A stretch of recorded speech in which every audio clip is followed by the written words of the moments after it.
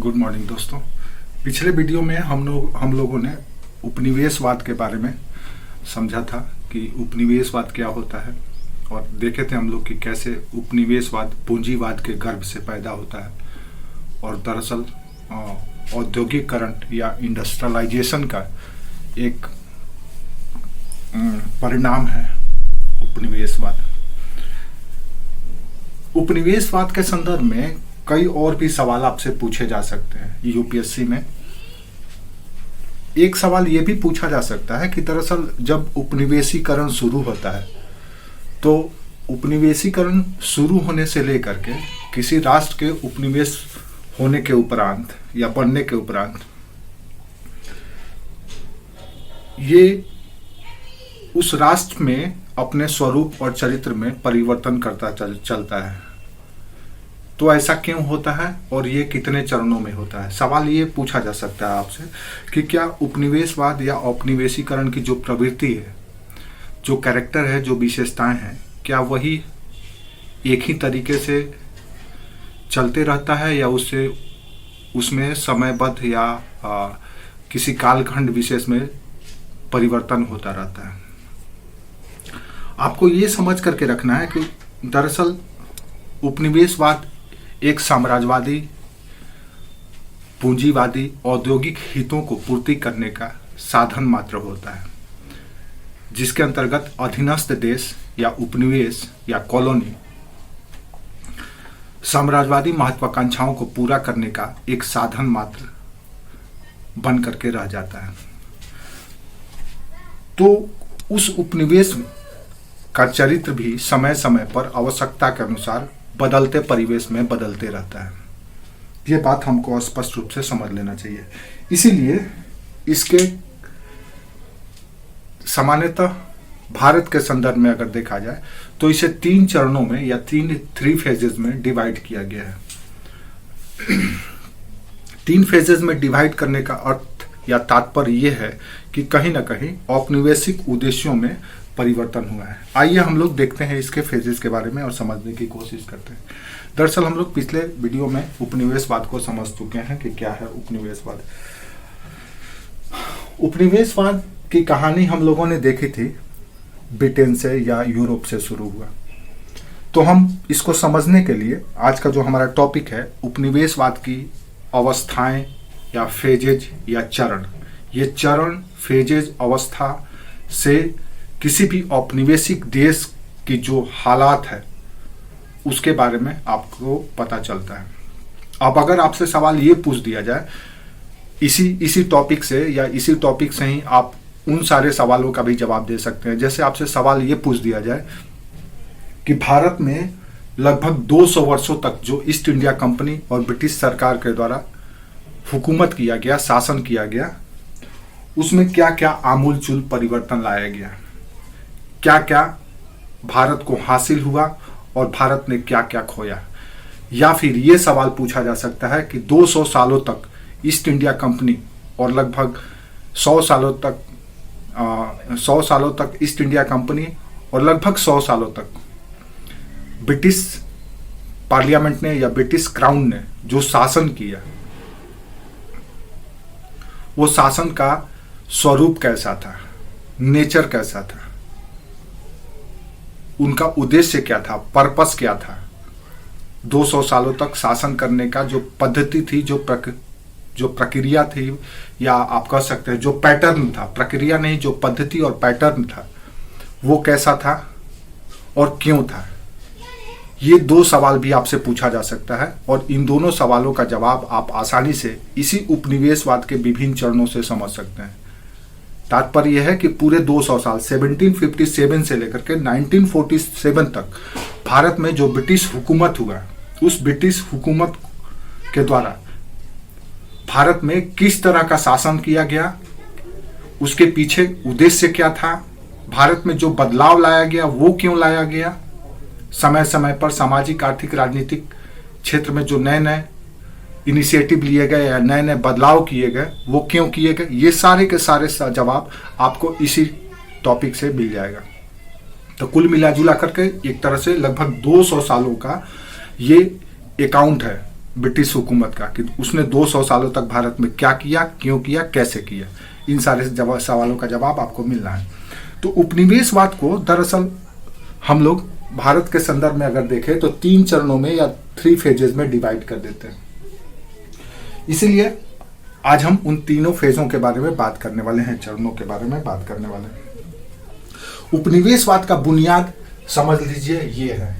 एक तरफ आप ब्रिटेन को समझ लीजिए, ये हिस्सा ब्रिटेन है, ये आपका ब्रिटेन का हिस्सा है, और बाकी जो शेष हिस्सा है ये हिस्सा आपका ब्रिटेन का है, और बाकी जो इधर शेष हिस्सा है ये भारत का हिस्सा है। अब आपको ऐसे समझना है, ब्रिटेन में पूंजीपति या औद्योगिक पूंजीपति हैं जो अधिक से अधिक पूंजी को इन्वेस्ट करके या व्यापार को बढ़ा करके और ज्यादा लाभ कमाना चाहते हैं, और इसके लिए उन्होंने ब्रिटेन में बड़े बड़े उद्योगों की स्थापना करना शुरू कर दिया है।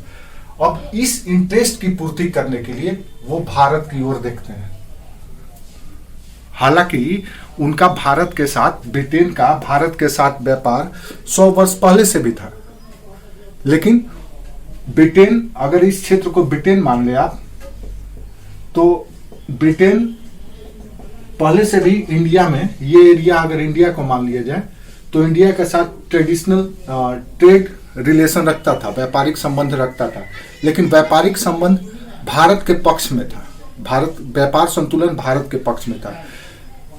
ब्रिटेन आयात ज्यादा करता था, निर्यात न के बराबर करता था। तो ऐसी स्थिति में पिछले 100 वर्षों का व्यापार भारत के पक्ष में था। भारत और धीरे धीरे समृद्ध होता जा रहा था, होता रहा था। आप देखेंगे कि मुगलों के काल में भारत की इकोनॉमी साउंड हुई थी। मुगलों के समय में भारत की अर्थव्यवस्था मजबूत हुई थी। आज भी तर्क दिया जाता है कि मुगल शासन के दौरान भारत की जीडीपी देख लीजिए। क्यों था? क्योंकि उस समय भारत का व्यापार ब्रिटेन की तुलना में ज्यादा सशक्त था। निर्यात भारत ज्यादा करता था, एक्सपोर्ट ज्यादा करता था, इंपोर्ट कम करता था। लेकिन मुगलों के पतन के बाद से स्थिति बदलना शुरू हो गया। जैसे ही भारत में मुगल सत्ता का पतन हुआ, अब ब्रिटिश वही कंपनी, वही व्यापारी, वही पूंजीपतियों का निगाह भारत को दूसरे दृष्टिकोण से, यानी गिद्ध के निगाह से देखने लगा कि कैसे इसको लूटा जाए, कैसे इसके संसाधनों पर कब्जा जमाया जाए। और इसी प्रयास में भारत के राजनीति पर भी नियंत्रण किया गया। इसी प्रयास में यहाँ के सांस्कृतिक पैटर्न को, या जो सांस्कृतिक प्रणाली थी, उसको चेंज करने का प्रयास किया गया।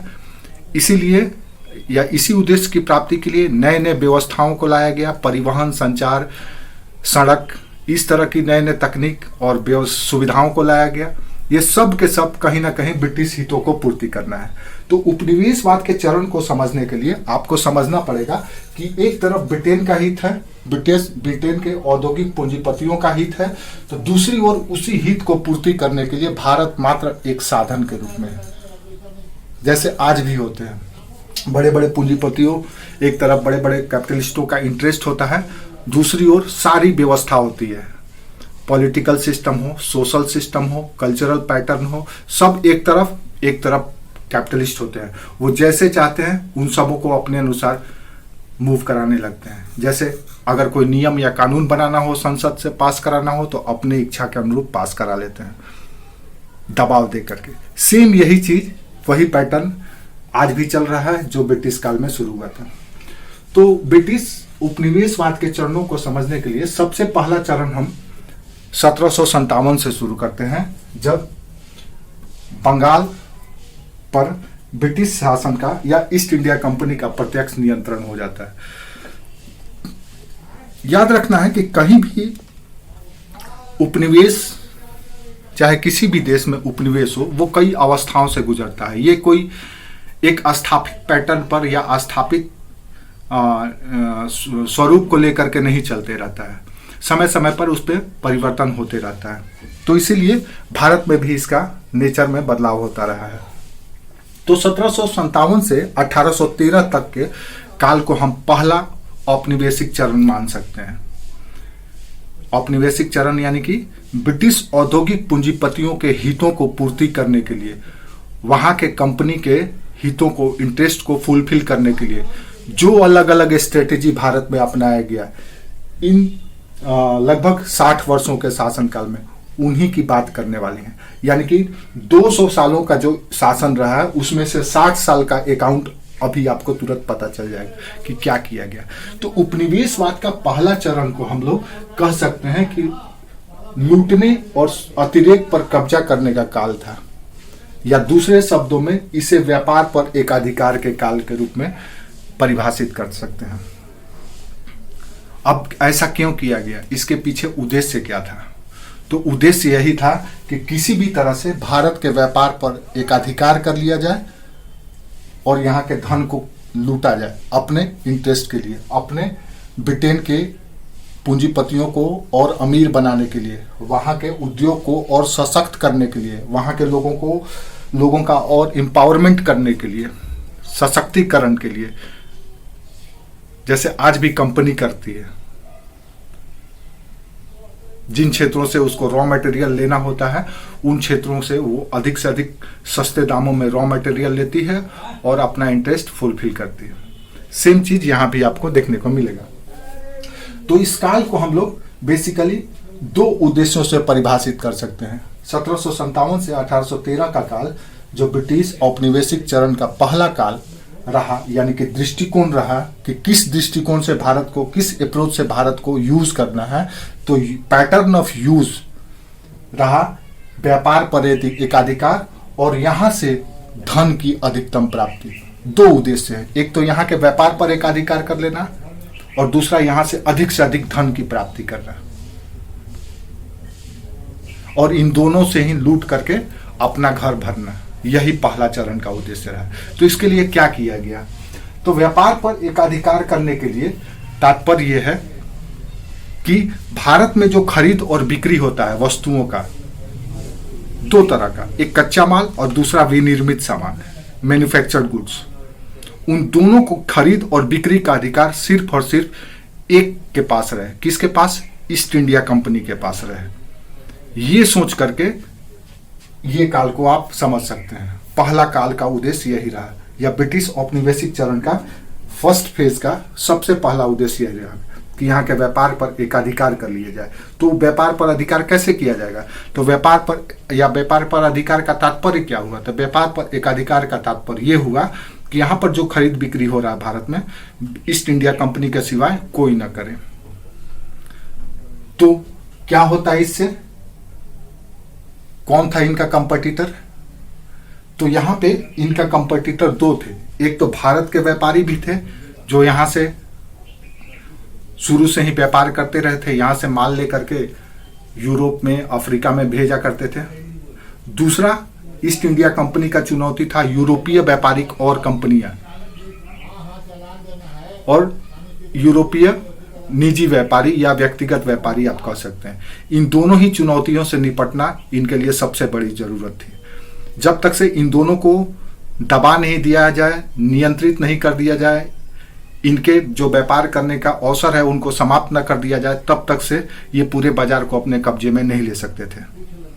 इसीलिए इन्होंने सबसे पहला यही सोचा कि व्यापार पर किसी तरह से एकाधिकार कर लिया जाए। इसके लिए उन्होंने, ईस्ट इंडिया कंपनी ने ब्रिटिश सरकार से वर्ष 1813 में व्यापारिक एकाधिकार के लिए वर्ष 1813 कर रहे हैं, उससे पहले ही लगभग आप कह सकते हैं कि पिट्स इंडिया एक्ट के आने के साथ ही इन्होंने व्यापारिक एकाधिकार प्राप्त करने के लिए दबाव डालना शुरू कर दिया और इसके माध्यम से उन्होंने व्यापार पर अधिकार कर लिया। याद रखना है 1757 से 1813 का काल है और इस समय इनके लिए व्यापारिक एकाधिकार प्राप्त करना जरूरी था। तो व्यापारिक एकाधिकार करने के लिए ब्रिटेन के में बैठे जो पूंजीपति थे, जो कैपिटलिस्ट थे, उन्होंने दबाव डालना शुरू किया। भारत के व्यापार पर नियंत्रण करने के लिए यहाँ पर दो स्तर पर प्रयास किया जा रहा है। पहला प्रयास ब्रिटेन में किया जा रहा है, दूसरा प्रयास भारत में किया जा रहा है। तो ब्रिटेन में क्या किया जा रहा है? तो ईस्ट इंडिया कंपनी के द्वारा ब्रिटिश सरकार से, ब्रिटेन क्राउन या ब्रिटिश क्राउन से भारत और दक्षिण एशिया में व्यापार करने के लिए एकाधिकार पत्र की प्राप्ति कर ली जाती है कि भारत के साथ व्यापार और साउथ ईस्ट एशिया के साथ व्यापार करने का अधिकार सिर्फ और सिर्फ ईस्ट इंडिया कंपनी को होगा। तो ब्रिटेन से तो उसको परमिशन मिल जाता है, अधिकार पत्र मिल जाता है। अब उस वहां से परमिशन मिल जाने के बाद अब उसी चीज को भारत में इम्प्लीमेंट किया जाने लगता है या उसको लागू किया जाने लगता है। कैसे? भारत में क्या किया जाता है? तो भारत में करने के लिए क्या है, तो यहाँ पर 2-3 समस्याएं हैं भारत में।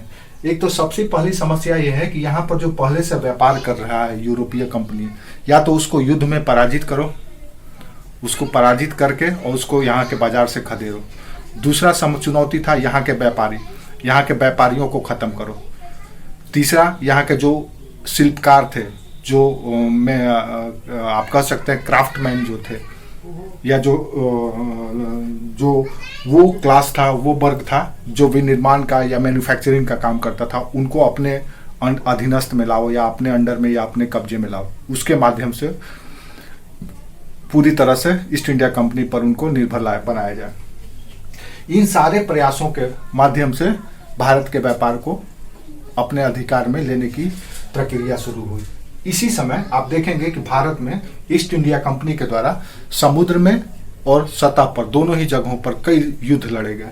तो दूसरी ओर जो मुगल सत्ता का विघटन हो रहा था, उस विघटन का फायदा उठा करके धीरे धीरे यहाँ के जो शक्तिशाली राजा वर्ग थे उनको ब्रिटेन के व्यापारिक गतिविधियों में हस्तक्षेप करने के लिए रोकने का भी प्रयास किया गया, ताकि वो इनके व्यापार में किसी भी तरह का हस्तक्षेप या दखल अंदाजी न कर सके। इसका परिणाम यह हुआ कि धीरे धीरे जो स्वतंत्र बुनकर थे, जो क्राफ्टमैन थे, जो शिल्पकार थे, वो इनके कब्जे में आने लगे। व्यापारियों का पतन इसलिए होने लगा क्योंकि आप देखिए 1757 का वो काल है जब ब्रिटेन नहीं, ईस्ट इंडिया कंपनी भारत में राजनीतिक सत्ता भी प्राप्त करने लगी है बंगाल से। बंगाल में सत्ता प्राप्त करने के बाद अब ये नियम कानून भी अपने लिए ही अपने द्वारा बनाने लगे और जारी करने लगे। ऐसी स्थिति में भारत के जो व्यापारी वर्ग थे उनको ऊंचे ऊंचे दरों पर टैक्स लिया जाने लगा, उनके व्यापार में बाधाएं उत्पन्न की जाने लगी। उत्पादक वर्गों को धमकी दिया जाने लगा कि तुमको सिर्फ और सिर्फ हम ही को देना है, जो भी सामान बनाते हो वो सिर्फ और सिर्फ कंपनी को देना है, ईस्ट इंडिया कंपनी को देना है, और किसी यूरोपीय कंपनी को नहीं देना है, और किसी भारतीय व्यापारी को नहीं देना है। मजबूरन धीरे धीरे भारतीय व्यापारी पतन की ओर चले गए। उसके परिणाम स्वरूप क्या हुआ कि अब जो भारत के जो बुनकर वर्ग था या जो शिल्पकार था जो मैन्युफैक्चर क्लास था, जिसको हम आज कह सकते हैं कि जो कुटीर उद्योग था, वो धीरे धीरे ईस्ट इंडिया कंपनी पर निर्भर होने लगा। क्यों? क्योंकि उसके पास अवसर ही नहीं रह गया था कि किसी दूसरे को दे। न तो भारतीय व्यापारी खरीदार थे और न तो कोई दूसरी कंपनी खरीदने आ सकती थी, क्योंकि ईस्ट इंडिया कंपनी उसको रोक दी थी अपने शक्ति के बल पर, अपने सत्ता के बल पर। ऐसी स्थिति में भारतीय बुनकर पूरी तरह से उन पर निर्भर हो गए। तो व्यापारी भी का भी विनाश हुआ, पतन होने लगा। शिल्पकार वर्ग या बुनकर वर्ग या मैन्युफैक्चरर जो क्लास था वो भी डिपेंड होने लगा। इससे क्या हुआ, कुल मिला जुला करके भारत के व्यापार का पतन होने लगा। अब भारत के व्यापार में कौन मात्र बचा है? एकमात्र बचा ईस्ट इंडिया कंपनी, जो यहाँ से विनिर्मित वस्तुओं को खरीदता है और सस्ते दामों में खरीद करके यूरोप के बाजारों में, ब्रिटेन में, अफ्रीका में, अमेरिका में ले जाकर के अधिक से अधिक दामों में बेचने लगा। अब इसका कोई भारत में कंपटीटर नहीं रह गया। तो ये जो पहला चरण था वो दरअसल इस स्ट्रेटेजी से व्यापार पर कब्जा किया गया। अब सवाल ये था कि इस व्यापार को करने के लिए या खरीदने के लिए यहाँ से जितना भी वस्तु कंपनी के द्वारा खरीदा गया, जिसको ले जाकर के यूरोप के बाजार में बेचा जाता था, उसको खरीदने के लिए पैसा चाहिए। अब इस पैसे की उगाही भी अब यहीं से की जाने लगी, यानी कि न हींग लगे न फिटकरी रंग आए चोखा की स्ट्रेटेजी अपनाई गई या रणनीति अपनाई गई। इसके लिए क्या किया गया? तो इसके लिए था ना अवसर, सत्ता पर कब्जा ही इसीलिए किया गया था ताकि यहीं से राजस्व रेवेन्यू कलेक्ट किया जाए और उसी कलेक्शन से फिर यहाँ से सामान खरीदा जाए और यहीं से सामान खरीद करके फिर भारत के बाजारों में, यूरोप के बाजारों में बेचा जाए अधिक से अधिक दामों पर। तो न तो कैपिटल इन्वेस्टमेंट हो रहा है, और बिना इन्वेस्टमेंट के ही यहीं के पैसा से ही उधर ले जा करके बेच करके मुनाफा कमाया जा रहा है। तो दूसरा जो सोर्स ऑफ इनकम भी अब यहीं से जनरेट किया जाने लगा। पहले क्या था कि पहले ब्रिटेन जो भी आयात करता था भारत से या जो भी खरीदता था तो उसके बदले में कीमती सोना चांदी ला करके देता था भारत को, और उसके बदले में यहाँ से सामान लेकर के जाता था। लेकिन अब यहाँ पर ब्रिटिश पूंजीपति जो बैठे हुए हैं, यहाँ की जो सरकार है व यहाँ के जो सिटीजन्स है, वो अब इस चीज़ को नहीं पसंद करते हैं। वो कहते हैं कि हमारे पास जब सत्ता आ गया है तो क्यों हम अपना धन लगा करके यहाँ से बाजार से सामान कर दें, बल्कि हम कोशिश करें कि यहीं से धन उगाही करें और धन उगाही करके यहीं से सामान खरीदें और इसी सामान को ले जा करके वहाँ पर बेचें। तो इसके लिए इन्होंने क्या किया कि सत्ता का सहारा लिया। सत्ता का सहारा लेकर के भारत से ही धन प्राप्ति की कोशिश की जाने लगी। धन प्राप्ति के लिए 2-3 स्रोत बहुत जरूरी थे। धन प्राप्ति सिर्फ व्यापार के लिए ही नहीं, और भी उद्देश्य थे जो हम आगे बात करेंगे। तो धन प्राप्ति के लिए 2-3 महत्वपूर्ण स्रोत थे। पहला स्रोत ये था कि एक तो भारत के बीजी क्षेत्रों से ही से अधिक रेवेन्यू कलेक्ट किया जाए। जैसे शुरू में बंगाल और बाद में दक्षिण भारत के क्षेत्रों को नियंत्रित किया गया, तो वहाँ से राजस्व अधिक से अधिक उगाही की गई। आपको पता ही है इसी दौर में भारत के बंगाल बिहार के क्षेत्र में अस्थाई बंदोबस्त 1793 में लाया गया, जिसको हम लोग जमींदारी सिस्टम भी कहते हैं। रैयतवाड़ी व्यवस्था लाया गया मद्रास के क्षेत्र में। तो इस तरह से इस व्यवस्थाओं के माध्यम से अधिक कर की उगाही शुरू की गई और उसी कर का प्रयोग यहाँ से माल खरीदने के लिए किया जाने लगा। दूसरा स्रोत था भारत के जो व्यापारी थे, अधिकारी थे, शासक थे, जमींदार से, उनसे भी अधिक से अधिक धन वसूला जाने लगा, डरवा करके, धमका करके, और उस धन का प्रयोग भी यहाँ से सामान खरीदने के लिए किया जाने लगा। तीसरा ये था कि जो यहाँ पे अधिक से अधिक वेतन पाने वाले अधिकारियों की नियुक्ति शुरू कर दी गई, ताकि उनको अधिक से अधिक वेतन दे करके वो पैसा यहाँ पे यूरोप में भेजा जाए, ब्रिटेन में भेजा जाए, और उस पैसे से अधिक यूरोप को सशक्त या संपन्न किया जाए। तो धन की उगाही व्यापार पर या व्यापार करने के लिए किया गया। दूसरा, धन की उगाही अधिक से अधिक यहाँ से इसलिए भी किया गया क्योंकि ब्रिटेन को एक विशाल सेना रखना था। विशाल सेना क्यों रखना था? तो यहाँ के जो क्षेत्रीय राज्य थे उनको संतुलित करने के लिए, उनको दबाए रखने के लिए, उन पर विजय हासिल करने के लिए। दूसरा, जो इस समय भारत में और यूरोपीय कंपनियां थी, जैसे पुर्तगीज थे, डेन थे, डच थे, इस तरह के फ्रांसीसी थे, इस तरह की कंपनियों से जो युद्ध का सिचुएशन बन जाता था या युद्ध का परिस्थिति पैदा हो जाता था, उससे निपटने के लिए भी इनको विशाल सेना की जरूरत थी। दूसरा, विशाल सेना इनको इसलिए भी जरूरत था कि इनके जो व्यापारिक ठिकाने, जिसको फैक्ट्री कहा जाता था, उसकी रक्षा करने के लिए इनको सेना की जरूरत थी। इन्होंने जो किलाबंदी की थी, करना शुरू कर दिया था, उसकी रक्षा करने के लिए जरूरी थी। तो इन सारे के लिए इनको अपार धन की आवश्यकता थी और इस धन की पूर्ति यहीं से किया जाने लगा। और इसका प्रत्यक्ष या कहे सीधा जो सहयोग दिया वो था सत्ता पर नियंत्रण। अगर आप कुल मिला जुला करके इस दौर में देखें कि भारत ने क्या हासिल किया, क्या खोया, तो देखेंगे कि इस दौर में भारत से जो धन निष्कासित होता था, ड्रेन ऑफ वेल्थ होता था, जो ब्रिटेन जाता था धन, तो भारत के धन का हिस्सा ब्रिटेन के राष्ट्रीय आय का लगभग 3% था। अब समझ सकते हैं कि किसी देश में अगर 100 रुपया एक वर्ष में आता है, उसमें से 3 रुपया किसी दूसरे देश के से सीधे आता है, बिना इन्वेस्टमेंट के, बिना पूंजी लगाए, तो कितनी अच्छी बात है। तो आप इसी से आकलन कर सकते हैं कि लगभग 3% भारत से धन ब्रिटेन में निष्कासित, ब्रिटेन के राष्ट्रीय आय में योगदान करता था। इस काल की एक और विशेषता थी, प्रथम चरण की या उपनिवेशवाद या 200 सालों के शासन का जो लगभग 60 सालों की अवधि थी, इस साल के शासन की एक महत्वपूर्ण विशेषता ये रही कि इस समय में भारत में कोई विशेष परिवर्तन नहीं लाया गया, बल्कि यहाँ पर जो राजनीतिक व्यवस्था, सामाजिक व्यवस्था, सांस्कृतिक व्यवस्था जो चल रहा था, उसको वैसे ही निरंतर रखा गया। उसमें कोई चेंज लाने की कोशिश नहीं की गई। ऐसा क्यों किया गया, ये भी सोचने वाली बात है।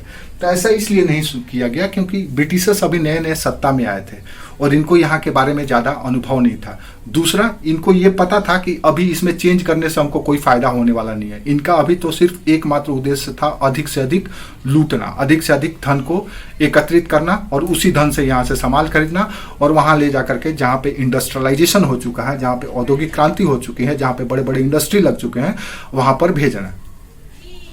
उनकी जरूरतों को पूरा करना।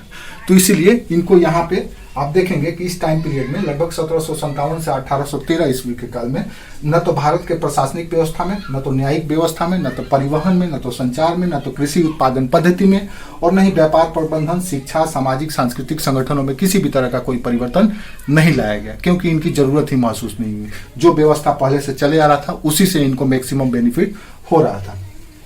इस समय न तो आपकी भारतीय सभ्यता, धर्म, जाति व्यवस्था या पारिवारिक संरचना पर किसी भी तरह का कोई टिप्पणी नहीं किया गया। क्यों नहीं किया गया? क्योंकि इनसे इनको कोई नुकसान नहीं हो रहा था। तो ब्रिटिश औपनिवेशिक या ब्रिटिश उपनिवेशवाद का जो पहला चरण 1757 से 1813 का था, वो इन्हीं उद्देश्यों को पूरा करने के लिए एक विशेष रणनीति का या एक पर्टिकुलर स्ट्रेटेजी को रिप्रेजेंट करता है, जिसके माध्यम से आप समझ सकते हैं। तो क्या ये स्ट्रेटेजी हमेशा चलता रहेगा? नहीं। आप देखेंगे कि 1813 के बाद से ये स्ट्रेटेजी चेंज हो जाता है, अब दूसरा फेज चले आता है। ये फेज क्यों आता है? तो स्वाभाविक है कि यहाँ पे ब्रिटेन में डिमांड कुछ और होने लगा होगा।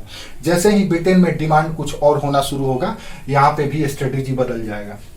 वहीं से हम लोग इसको दूसरे फेज या सेकंड फेज के रूप में काउंट करने लगते हैं। तो सेकंड फेज में हम लोग देखेंगे कि दूसरे चरण में क्या है।